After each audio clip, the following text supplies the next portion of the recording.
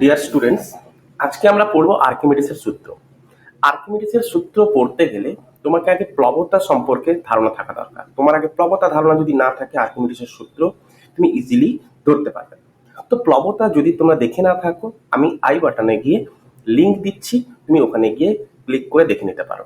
আগে প্লবতা দেখো, তারপরে গিয়ে আর্কিমিডিসের সূত্র দেখো, তবেই ভালো লাগবে। তো চলো, আর্কিমিডিসের সূত্র কি বলেছে। তো ফার্স্টে আমি একটা এক্সাম্পল নেব, দিয়ে আর্কিমিডিসের সূত্রকে ডিরাইভ করব। তো দেখো, একটা এক্সাম্পল নিচ্ছি। ধরি কোনো বস্তুর বায়ুতে ওজন কত না 50 গ্রাম ভার। আচ্ছা, গ্রাম ভার বুঝি তো, গ্রাম ভার কি হয়ে থাকে না, গ্রাম ভার সমান কি হয়ে থাকে না ভর গুণিতক অভিকর্ষজ ত্বরণ। তার মানে যদি 50 গ্রাম ভার থাকে, তাহলে 50 গ্রাম ভার বলা মানে 50 ইন্টু জি। অভিকর্ষজ ত্বরণের ভ্যালুটা দেওয়া আছে। জি এর ভ্যালু তো আমরা জানি, জি কত হয়ে থাকে সিজিএস এ 980 সেন্টিমিটার পার সেকেন্ড স্কোয়ার। তো এখানে আমরা ইজিলি নিয়েছি 50 গ্রাম ভার। তো বায়ুতে কোনো একটা বস্তুর ওজন আমি কত ধরলাম 50 গ্রাম ভার, তাহলে এটাই হচ্ছে তার কি না প্রকৃত ওজন।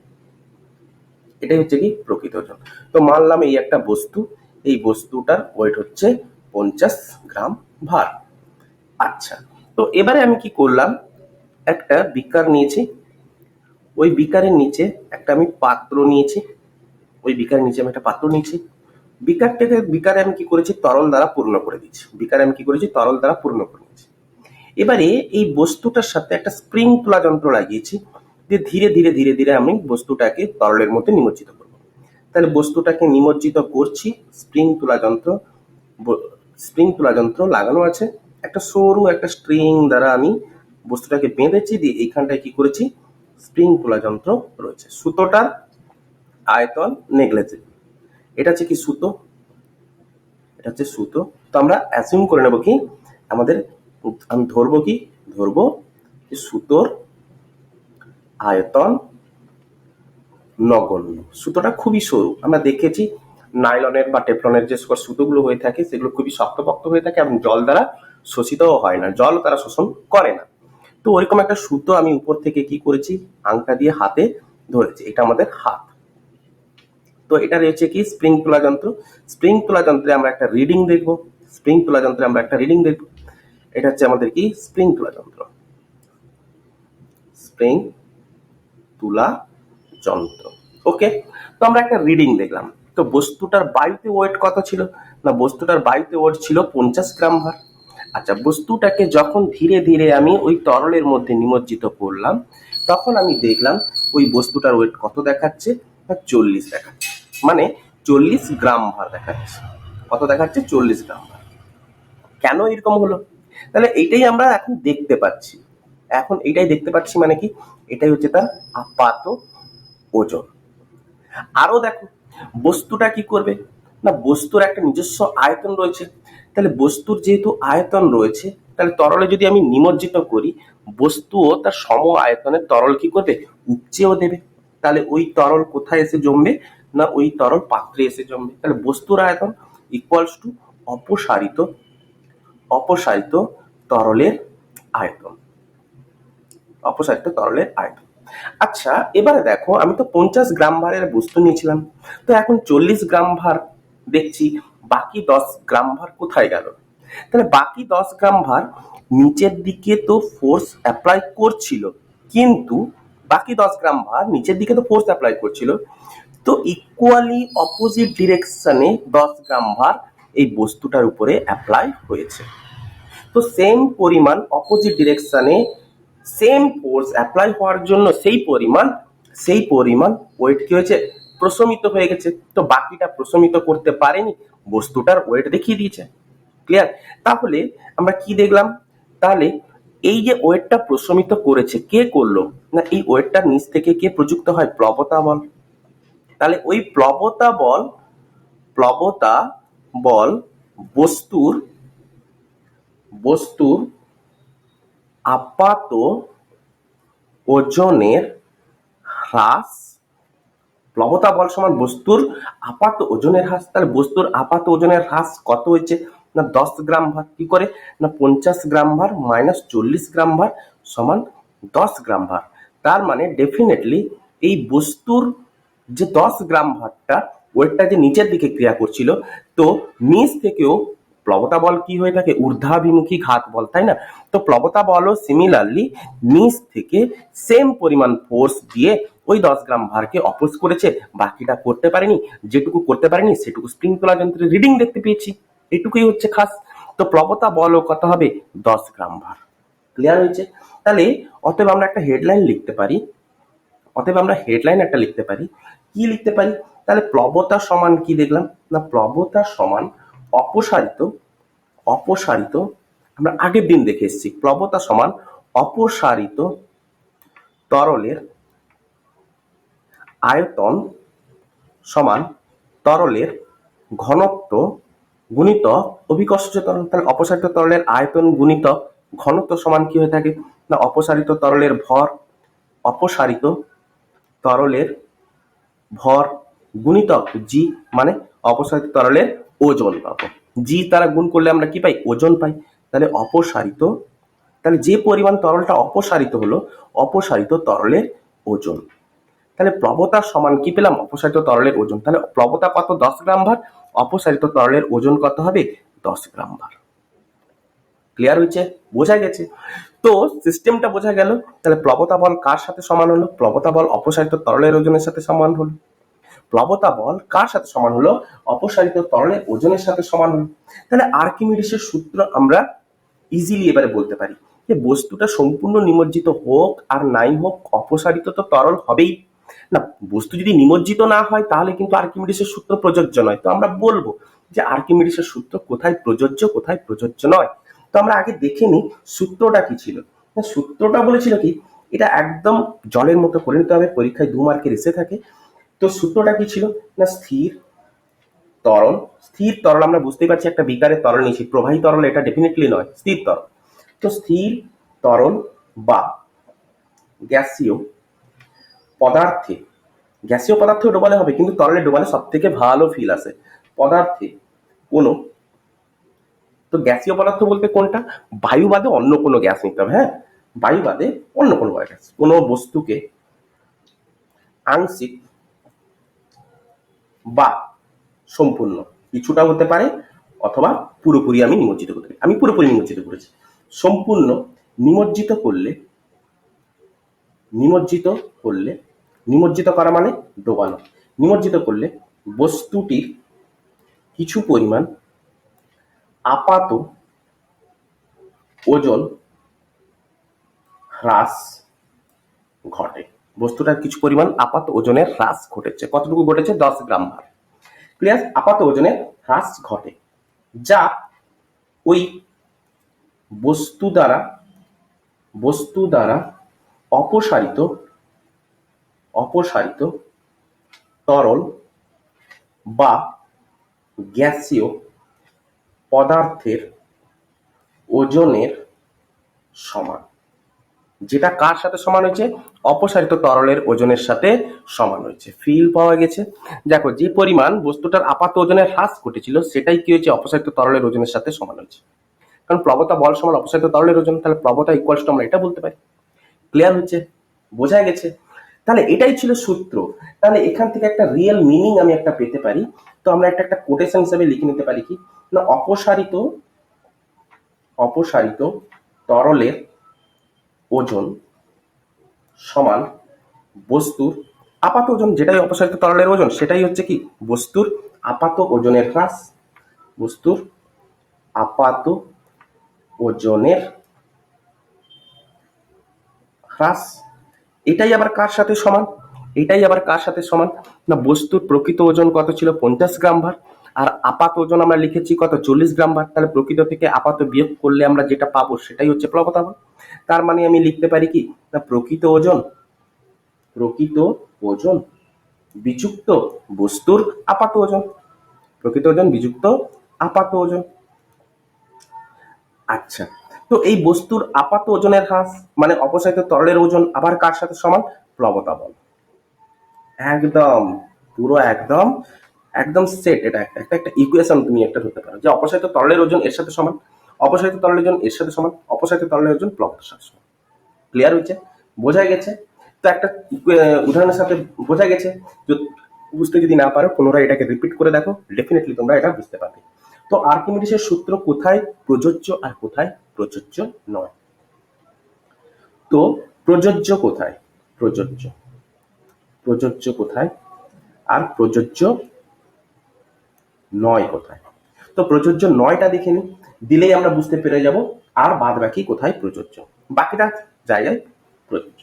নাম্বার ওয়ান, অবাধে মানে ফ্রি ফল যদি হয়, অবাধে পতনশীল পতনশীল পতনশীল বস্তুর ক্ষেত্রে হয়েছে। 2 নম্বর হচ্ছে কি না প্রবাহী, 2 নম্বর হচ্ছে কি 2 নম্বর হচ্ছে কি না কৃত্রিম উপগ্রহে, 2 নম্বর হচ্ছে কৃত্রিম উপগ্রহে। 3 নম্বর হচ্ছে কি না পৃথিবীর কেন্দ্রে, পৃথিবীর কেন্দ্রে। স্যার কৃত্রিম উপগ্রহে কেন প্রযোজ্য নয়? না কৃত্রিম উপগ্রহে জি কি হয় চেঞ্জ হয়, জি কি হয় চেঞ্জ হয়, মানে কি হয় চেঞ্জ হয় মানে কি হয় কমে যায়, সেই জন্য প্রযোজ্য নয়। পৃথিবীর কেন্দ্রে জি এর মান কত হয় 0। আর অবাধে পতনশীল বস্তুর ক্ষেত্রে অলওয়েজ ভর কি হয় পরিবর্তিত হয়, ভর পরিবর্তিত হয়, মানে ভারহীন মনে হয়। আমাদের পতনশীল বস্তুর ক্ষেত্রে কি হয় ভার, ভর পরিবর্তিত হয়, মানে আমরা এখানটা লিখতে পারি যে কেন না আমাদের পতনশীল বস্তু ভারহীন ভারহীন বোধ হয়, এই কারণে অবাধে পতনশীল বস্তুর ক্ষেত্রে প্রযোজ্য নয়। তো বাকি সকল ক্ষেত্রে প্রযোজ্য, বাকি সকল ক্ষেত্রে প্রযোজ্য। ক্লিয়ার হলো? বোঝা গেছে? এরপরে আমরা দেখতে চলেছি কি না এরপরে আমরা দেখতে চলেছি যে আর্কিমিডিসের সূত্র আমরা কোথায় কোথায় প্রয়োগ করব, আর্কিমিডিসের সূত্র কোথায় কোথায় প্রয়োগ করব। আর্কিমিডিসের সূত্রের প্রয়োগ, তাহলে কোথায় আমরা আর্কিমিডিসের সূত্র প্রয়োগ করে থাকি? নাম্বার ওয়ান কোন অনিয়তাকার কঠিন বস্তুর আয়তন নির্ণয়, কোন অনিয়তাকার কঠিন বস্তুর আয়তন নির্ণয়। কোন অনিয়তাকার কঠিন বস্তুর আয়তন নির্ণয়ে আমরা কিভাবে আর্কিমিডিসের সূত্রের সাহায্যে আমি একটা বার করতে পারি সেটার আমরা হেল্প নিতে পারি। ক্লিয়ার হয়েছে? সাপোজ ধরো কোন একটা বস্তুকে আমি কি করলাম ওই তরলে নিমজ্জিত করলাম। তো কোনো একটা বস্তুকে যদি তরলে নিমজ্জিত করি, যে তরলটা উপচে পড়বে ওই অপসারিত তরলকে আমি যদি মাপনী চোঙের সাহায্যে তরলের আয়তন বার করে নিতে পারি, তাহলে ওই কঠিন বস্তুর আয়তন বেড়ে গেল। তাহলে আয়তন মাপার একমাত্র একটাই যন্ত্র হচ্ছে কি মাপনী চোঙ। তাহলে এখানে কি করব না অপসারিত তরলকে, তো ফার্স্ট আমরা কি করব না অপসারিত তরল নেব, অপসারিত তরল তরল আগে বের করে নেব, মানে সম্পূর্ণ একটা বিকারের জলে আমরা অপসারিত তরলের বস্তুটাকে ডোবালে অপসারিত তরলটাকে আমি নিয়ে নেব। সেকেন্ড আমরা কি করব না এই অপসারিত তরলকে অপসারিত তরলকে কি করব না তরলকে মাপনী চোঙে মাপনী চোঙে আমরা নিমজ্জিত করে দিলাম। দিলেই আমরা কি পেয়ে গেলাম না ওই অপসারিত তরলের আয়তন পেয়ে গেলাম, সেটাই হবে কি বস্তুর আয়তনের সাথে সমান মাপনী চোঙে। তো থার্ড আমরা কি বলবো না থার্ড আমরা বলবো না অপসারিত তরলের আয়তন, অপসারিত তরলের আয়তন ইকুয়ালস টু বস্তুর আয়তন। তাহলে অনিয়তাকার যেই বস্তু আমি নিই না কেন সেই বস্তুর আমরা আয়তন বের করে ফেলতে পারবো। সেকেন্ড আমরা কি করতে পারি না কোনো কঠিন বস্তুর ঘনত্ব পরিমাপ করতে পারি, ঘনত্ব নির্ণয়। তো ঘনত্ব আমরা নির্ণয় করি। তো বস্তুর আগে আমরা কি করেছি বস্তুর আগে আয়তন বার করলাম, আগে আয়তন বার করে নিলাম। তো আয়তন বার করলাম এবং ওই বস্তু এটা কার সাহায্যে বার করলাম মাপনী চোঙের হেল্পে। আর স্প্রিং তুলা যন্ত্রের হেল্পে আমরা কি করব স্প্রিং তুলা যন্ত্র এর সাহায্যে আমরা কি করব তা ওই বস্তুটার ওজন পরিমাপ করে ফেলবো। ক্লিয়ার হচ্ছে? যে ওজনটা পাবো সেই ওজনটাকে আমরা কি করব জি দ্বারা ভাগ করে দেবো, অভিকর্ষ ত্বরণ দ্বারা ভাগ করে দেবো। দিলে আমরা কি পেয়ে যাবো বস্তুটার ভর পেয়ে যাবো। ক্লিয়ার হয়েছে? আচ্ছা, তো এবারে ঘনত্ব সমান কি হয়ে থাকে, ঘনত্ব হচ্ছে কত ডি, ডি ইকুয়ালস টু আমরা কি জানি M by V, mass by volume. তো মাস হচ্ছে কত যেটা আমরা পাবো যেটা আমরা পাবো সেই মাসটা বসিয়ে দেবো, আর যে আয়তনটা আমরা মাপলি চক থেকে পেয়েছি সেই আয়তনটা বসিয়ে দেবো, ঘনত্ব ক্যালকুলেট। ক্লিয়ার হচ্ছে? বোঝা গেছে না বোঝা গেল না? থার্ড আরেকটা আমরা করতে পারি, সেটা কিন্তু আমরা এই মুহূর্তে করবো না, সেটা হায়ার অর্ডারের ক্ষেত্রে রয়েছে, যেমন 11-এর ক্ষেত্রে 11-এর ক্লাসে এই সলভটা রয়েছে। কি তাও আমরা দেখে রাখি যে সংকর ধাতুর উপাদান উপাদানের পরিমাণ নির্ণয়, উপাদানের পরিমাণও আমরা নির্ণয় করতে পারি। তো এটা ক্লাস 11-এর, তো 11-এ গেলে আমরা করবো। ক্লিয়ার হয়েছে? তো আর্কিমিডিসের সূত্রের সাহায্যে আমরা এইটুকু পরিমাপ করে থাকি। তো আর্কিমিডিসের সূত্র যখনই আমি অ্যাপ্লাই করতে যাই, কোনো একটা বস্তুকে যখন আমি নিমজ্জিত করতে যাব, ওই তরলের মধ্যে নিমজ্জিত করতে যাব, তখন আমরা কি দেখতে পাই না, তখন আমরা দেখতে পাই ওই বস্তু তরলে সম্পূর্ণ নিমজ্জিত হতেও পারে, কিছুটা নিমজ্জিত হয়ে ভেসেও থাকতে পারে, আবার ওই বস্তুটা তরলে সম্পূর্ণরূপে নিমজ্জিত হতে পারে। তাহলে তিনটা কন্ডিশন দেখতে পাই। কেমন? দেখো একটা জিনিস এইরকম, আমি ড্রয়িং দিলে ভালোভাবে বোঝা যাবে। একটা এই হচ্ছে তরল, তো একটা বস্তু এইভাবে নিমজ্জিত অবস্থায় থাকতে পারে, তো কিছুটা উপরে কিছুটা মানে জলের মধ্যেও রয়েছে। আবার কি না, কোনো একটা তরল নিলাম, কোনো একটা বস্তুকে দেখলাম যে এইভাবে ডুবে গেছে কিন্তু কিছুটা আবার ভেসেও আছে, সম্পূর্ণরূপে পাত্রের তলদেশেও যায়নি। বোঝা গেছে? আবার দেখা গেছে কিছু কিছু ক্ষেত্রে বস্তু আবার কি হয়েছে, পুরো জল নিয়েছি, বস্তু পুরোপুরি নিচে চলে গেছে। তাহলে তিনটা ক্ষেত্র হতে পারে। তাহলে প্রথম ক্ষেত্রটাকে কি বলবো? দ্বিতীয় ক্ষেত্র। তাহলে দুটো ক্ষেত্রে আমরা কি দেখতে পাচ্ছি, যেহেতু দুটো বস্তু পুরোপুরি তলদেশে যেতে পারেনি, সেহেতু আমি একে বলতে পারি এটা হচ্ছে, এগুলো এই দুটো হচ্ছে ভাষণ। তাহলে এটা ফার্স্ট, এটা সেকেন্ড, এই দুটো হচ্ছে ভাষণ। আর এটাকে আমরা কি বলবো, থার্ডটাকে আমরা কি বলবো, নিমজ্জন। হয়েছে? তাহলে এই দুটো হচ্ছে কি আমাদের ভাষণ। তাহলে এই দুটো ভাষণকে আমরা কি বলবো, আংশিক নিমজ্জিত অবস্থায় ভাষণ, আংশিক নিমজ্জিত অবস্থায় ভাষণ। আর এর ক্ষেত্রে আমরা কি বলতে চাইছি না, এর ক্ষেত্রে ভাষণ তো বটে, কিন্তু পূর্ণ নিমজ্জিত অবস্থা ভাষণ, পূর্ণ নিমজ্জিত অবস্থায় ভাষণ। আর এটাকে আমরা কি বলবো, নিমজ্জন। আচ্ছা, এই জিনিসটা কেন ঘটেছে? দেখো, প্রথম তো নিচ থেকে কে প্রয়োগ করছে, ব্যবনশী প্লাবতা বল, বস্তুর উপর একটা ঊর্ধ্বমুখী ঘাত বল প্রয়োগ করে চলছে। আর উপর থেকে রয়েছে কি, বস্তুর ওয়েট, উপর থেকে কি রয়েছে, বস্তুর ওয়েট ডব্লিউ। তাহলে এই ক্ষেত্রে আমরা কি দেখতে পাচ্ছি, যে ব্যবনশী বস্তুর ওয়েটের তুলনায় বেশি, সেহেতু বস্তুকে ভাসিয়ে দিতে পেরেছে। ক্লিয়ার হচ্ছে? ব্যবনশী এখান থেকে বস্তুর ওয়েটের তুলনায় বেশি, সেই কারণে বস্তুকে কি করতে পেরেছে, ভাসিয়ে দিতে পেরেছে।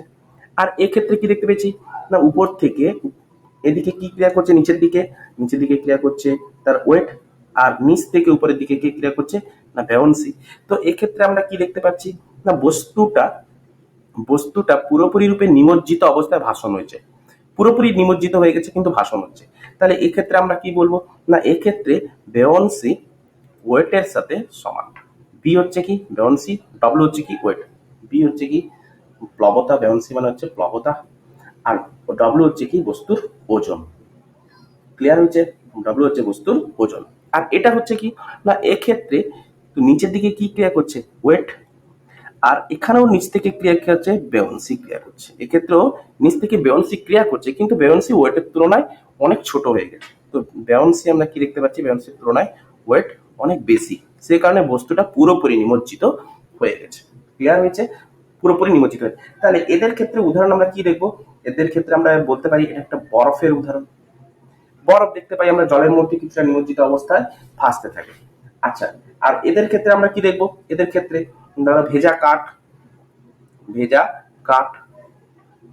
আমরা এদের ক্ষেত্রে দেখতে পাই। আর এদের ক্ষেত্রে আমরা কি বলতে পারি, পাথর। পাথর। ক্লিয়ার হচ্ছে? তো আর্কিমিডিসের সূত্র এটুকু বোঝা গেছে, একদম পাক্কা। তো একটা জিনিস, ভাসমান বস্তুর আপাত ওজন হীন হয়।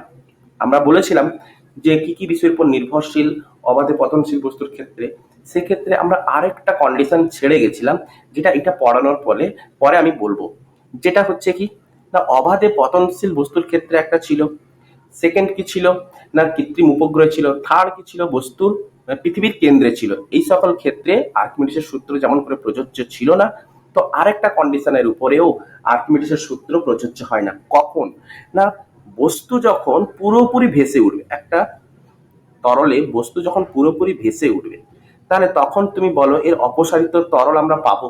কারণ আর্কিমিডিসের সূত্র অপসারিত তরলের আয়তনের উপরে নির্ভরশীল, কিন্তু এক্ষেত্রে তো অপসারিত তরলই আমি পাচ্ছি না, তাহলে এক্ষেত্রে আর্কিমিডিসের সূত্র প্রযোজ্য হবে কি? ডেফিনেটলি নয়। তাহলে আর্কিমিডিসের সূত্র প্রযোজ্য নয় কোথায়? না প্রযোজ্য নয় কোথায়? না ভাসমান বস্তুর ক্ষেত্রে। ভাসমান বস্তুর ক্ষেত্রে কারণ হচ্ছে কি না, ভাসমান বস্তু ওজনহীন।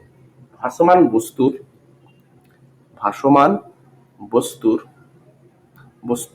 আপাত ওজন নেই। ক্লিয়ার? এই কারণে এর ক্ষেত্রেও প্রযোজ্য নয়। ক্লিয়ার? তো আর্কিমিডিসের সূত্র এতটুকুই পর্যন্ত থাকলো। আই হোপ তোমরা বুঝতে পেরেছো। যদি বুঝতে না পেরে থাকো তাহলে আরেকবার পুনরায় রিপিট করে দেখতে পারো। ওকে, গুড নাইট।